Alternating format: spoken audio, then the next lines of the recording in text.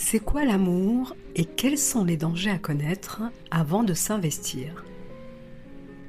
Avant tout, il faut comprendre une chose. Ne t'investis jamais émotionnellement et trop rapidement avec quelqu'un.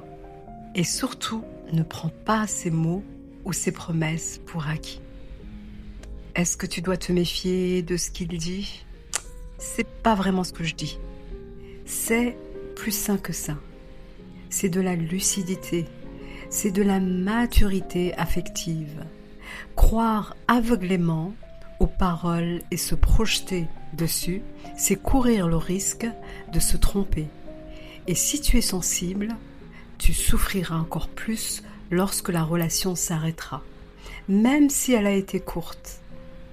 Alors, retiens ceci, les mots n'ont de valeur que lorsqu'ils sont suivi d'actes. Donc, tu dois vérifier si ce qu'il dit est aligné avec ce qu'il fait. C'est le premier levier à adopter avant de t'investir émotionnellement. Les mots sans les actes ne valent rien. Par exemple, quelqu'un qui te parle de projets dans 2 ans, 3 ans, mais qui n'est même pas capable de réaliser le moindre petit projet pour le week-end prochain, c'est un énorme signal. Tu vois le problème? Il te vend un rêve lointain. Et pendant qu'il te vend le rêve lointain, il ne s'engage pas dans le présent. Ce n'est pas de l'inconscience de sa part de se projeter avec quelqu'un qu'il vient de rencontrer, c'est de l'illusion. Et toi, tu dois rester dans le réel. Oui, reste dans la réalité et regarde uniquement le concret. Tu veux savoir si son affection est sincère? Alors observe la qualité de son comportement. Quelqu'un qui te consacre du temps, qui tient ses promesses, qui agit vraiment pour toi. Ça, c'est positif. Mais si en parallèle, il te manque de respect, te dénigre, te rabaisse et te fait douter de toi-même, alors peu importe ses cadeaux et ses attentions. Ce n'est pas de l'amour. C'est un désir de contrôle, d'autorité sur toi. Et ça, c'est très, très toxique et destructeur. Car l'amour sans bienveillance, tout ce qu'il peut donner ne vaut rien. Rien ne compense le manque de respect. Observe bien son comportement dans les moments difficiles. C'est justement là que tu verras la vérité de son amour. Comment réagit-il lorsque tu te confies sur ton passé douloureux, quand tu traverses une période compliquée au travail, avec ta famille, ou quand tout simplement tu es malade? Est-ce qu'il t'écoute? Est-ce qu'il te soutient? Est-ce qu'il te réconforte? Ou bien est-ce qu'il te juge, minimise tes souffrances, ou te fait clairement comprendre, chose très grave, que tes problèmes ne doivent pas l'impacter? Tu dois les régler seul. Et si c'est la deuxième réaction qu'il a, alors ce n'est pas de l'amour. C'est de l'exploitation émotionnelle. Tu donnes tout, mais toi, tu n'as pas l'essentiel. Le soutien, la bienveillance et l'absence de jugement. Ce sont une base dans la relation amoureuse. Et il y a aussi une chose dont tu dois absolument être vigilante. Lors des conflits, des petits conflits, ça existe dans les relations amoureuses et c'est normal. Le moment le plus révélateur, c'est quand il t'a par exemple blessé par des mots, par un silence, par une attitude et que tu as voulu comprendre, ouvrir un dialogue pour harmoniser votre relation.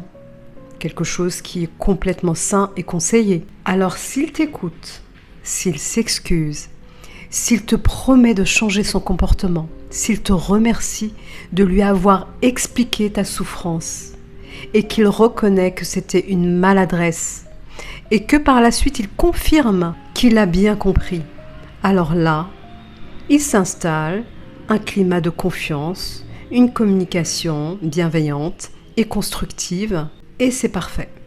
Mais au contraire, s'il se referme dans le silence, s'il te renvoie des reproches, s'il détourne la conversation vers d'autres situations qui n'ont rien à voir et te trouble encore plus, s'il minimise ta douleur en te disant que tu es trop sensible, trop exigeante, ou pire, s'il est dans le déni, je n'ai jamais dit ça, ou fait ça, c'est toi qui as mal compris, ou encore lorsqu'il te dit ce n'est rien, tu sais que je t'aime, tout en refusant bien évidemment de s'excuser.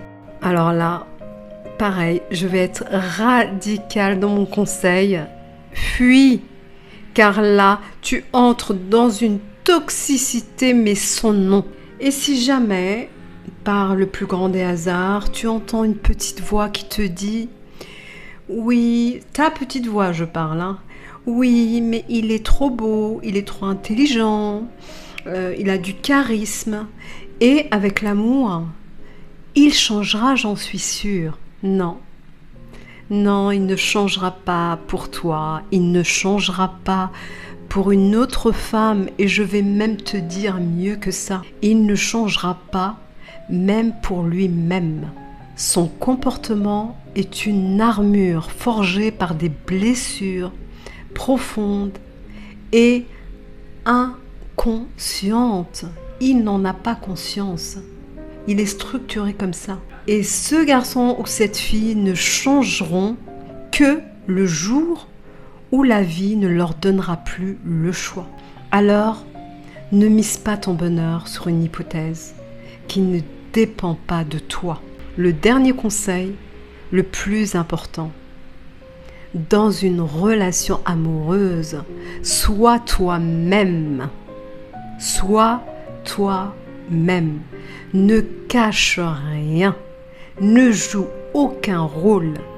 Dis-toi que tu n'as rien à perdre, mais tout à gagner. Soit tu gagnes le grand amour, soit tu gagnes ton temps, ta paix et ta liberté. Et ça, c'est inestimable dans une relation amoureuse.